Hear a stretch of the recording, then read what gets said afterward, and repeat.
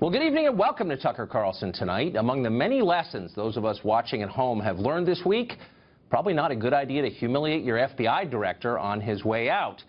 He will get you in the end, as indeed James Comey just has, leaking the contents of a memo he wrote back in February that alleged President Trump encouraged him to drop the investigation into former National Security Advisor Mike Flynn. In other words, to obstruct justice. The White House says this did not happen. It's the biggest story in the world right now. There's one problem with it, though. The FBI, the FBI director did not notify the Justice Department about this. So if it was an attempt to obstruct justice, what do we have? Watch this, a clip from earlier today on another network as someone tries to raise that question. Watch. Reports. Two former officials knowledgeable of the situation confirmed to CNN the main points of the story. Two former officials. Tell you what, come out, name those people, then we'll have something to talk about. One, we protect sources. Two, it's not just CNN. It's Washington Post, New York Times, Wall Street Journal, CNN, ABC, yeah, but who NBC. Are the sources? Carl.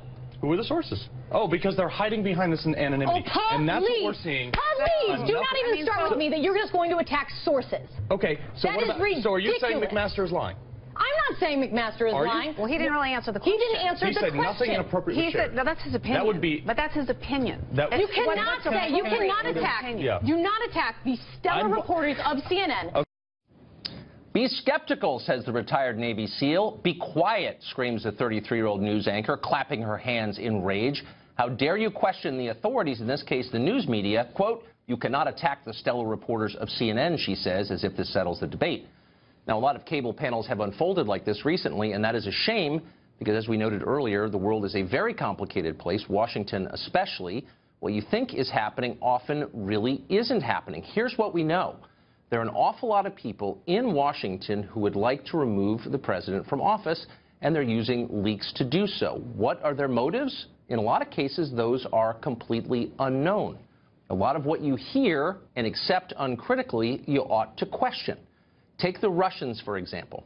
Just a few years ago, the Russians were considered harmless, toothless, drunken, and anyone who suggested otherwise was considered a holdover from the Cold War. Now, the Russians are considered evil, in fact, our most dastardly enemy, and anyone who questions that is probably a tool of Vladimir Putin and therefore a traitor to our country.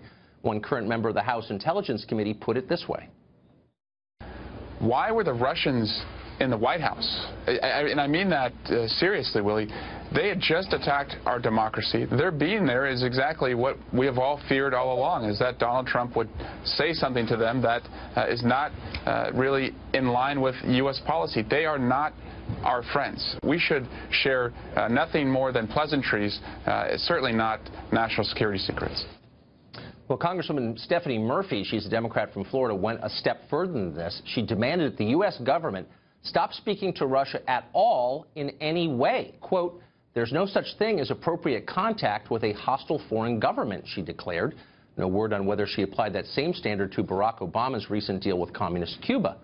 Now, nobody is arguing here, even the Trump administration, that Russia is a close ally of ours or that the Putin government is rooting for America's success. They're probably not. But when a country goes from being an afterthought, as Russia was just recently, to the target of war drums, as it is now, and it all changes in a single election cycle, as it has, it's fair to ask what exactly is going on here. Almost certainly more than meets the eye, probably a lot more. And if you live in Washington, you know for a fact there's a lot happening behind the scenes. The press ought to be asking questions about this, but they haven't. Instead, they've attacked anyone who does. Well, not on this show.